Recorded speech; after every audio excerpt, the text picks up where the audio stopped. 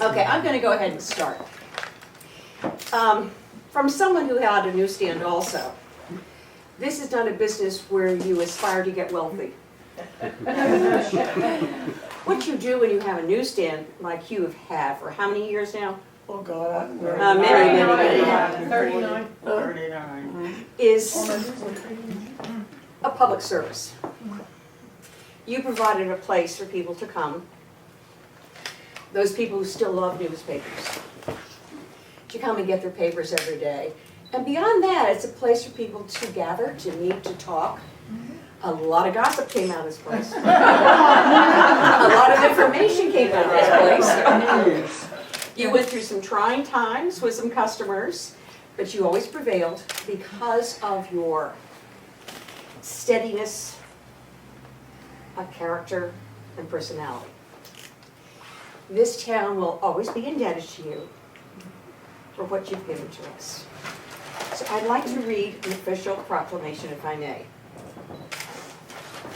The town of Chestertown, declaring May 24th, 2012, Anna Scott Cole Day in Chestertown, Maryland.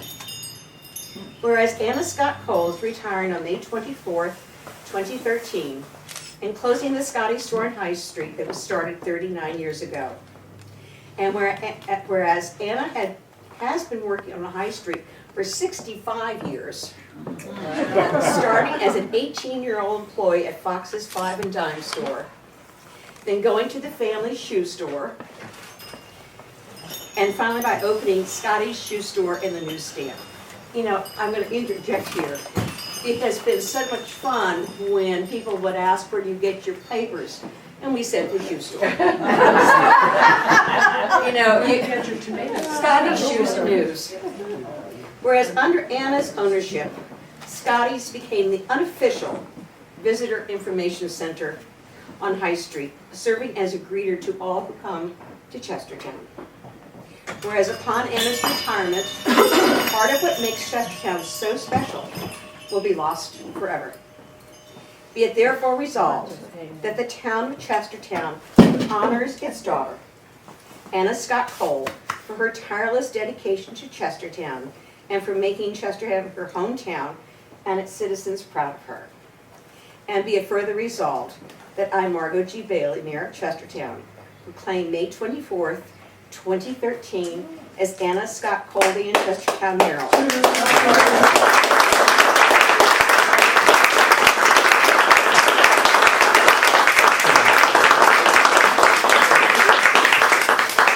And it's only fitting we must give you the key to the city.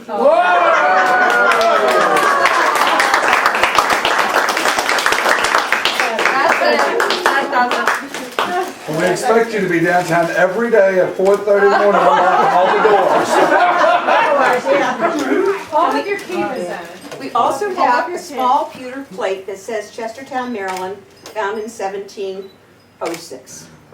That's nice. So you see these things, you say, I must come downtown. I must go down. I must come downtown. You've got a lot of fans and people who love you. Thank you. And all we want is the best For you. for the coming days. Thank you.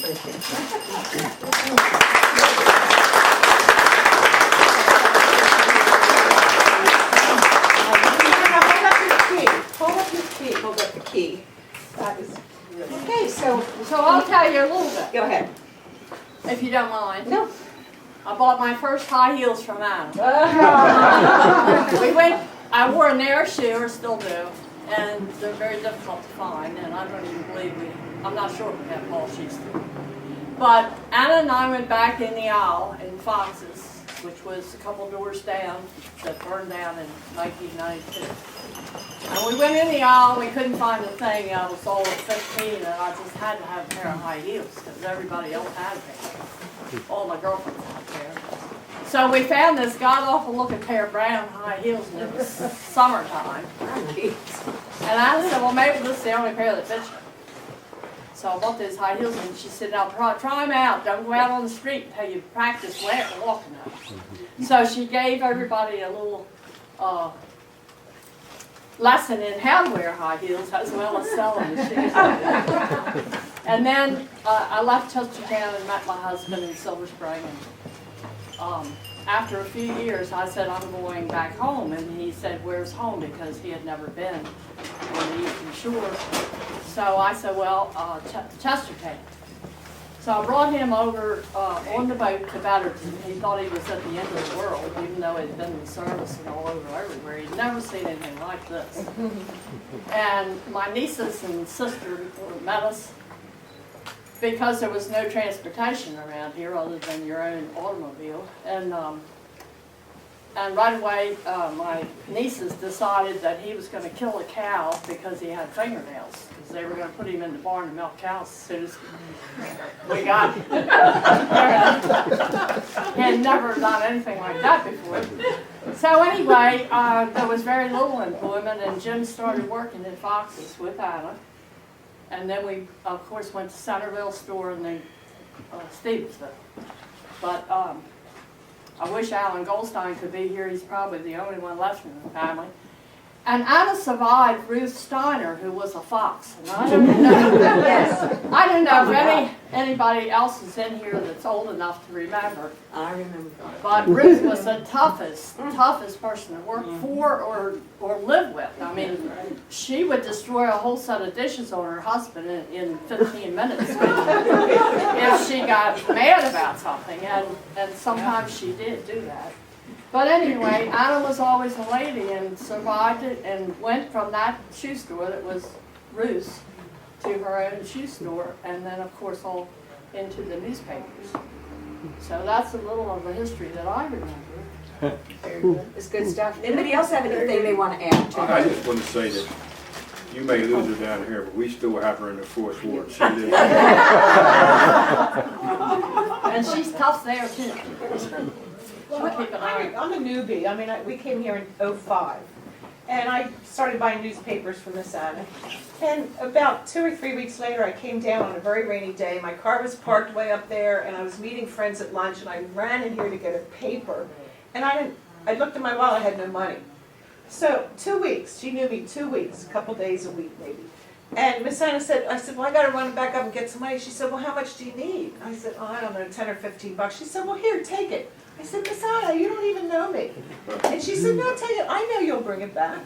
Of course, I never brought it back. No, I'm just kidding.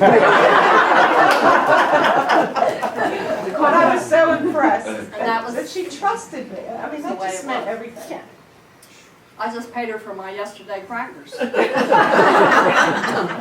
that's the quality that I hate to see us lose from all the old stores. I know things have to change, but there was a people connection with these kind of businesses that you really got to know people. You just didn't pass them in the street. You stopped and talked. I remember Tom McHugh, who does Mainstay, and he would say in the summer times, he taught at Vassar, that it took him an hour and a half to get his mail. Because he got his mail, he came down to the shoe store, he came here, it took him an hour and a half to get it. Because you stopped and you visited everybody. Well, shall we have, oh, you want to say something? Yeah, I just Christina. want to say something, how Miss Anna and Lanny Parks made up a cultural center in Yes. Chestertown, and your willingness always to put up posters, have tickets here, give information out. It's just something that we'll just hold in here all the rest of our lives, and I'm also a come here, so I appreciate Who sells tickets this. anymore? Yeah, really. For everything. For everything. For everything. Including Cow Plot Bingo. Which she currently has, I might add. Miss Anna, I just want to say, I've always called Miss Anna the honorary mayor of Kent County. Every day when I go to the bank, which is where I'm heading next, I always stop in and say, how's the honorary mayor of Kent County? Because that's what she has been. Whether it's the sign that's over Mr. Ingersoll's head that says Kent County Chamber of Commerce, she's always been like our local liaison for everything in the county. Whether you needed to know where to go get a crab cake from Ralph Cole because you were passing through and going to your boat, or whether you needed to know where was the Kitty Night House in Galena, or the Two Tree Restaurant in Millington, or what's going on in Churchtown.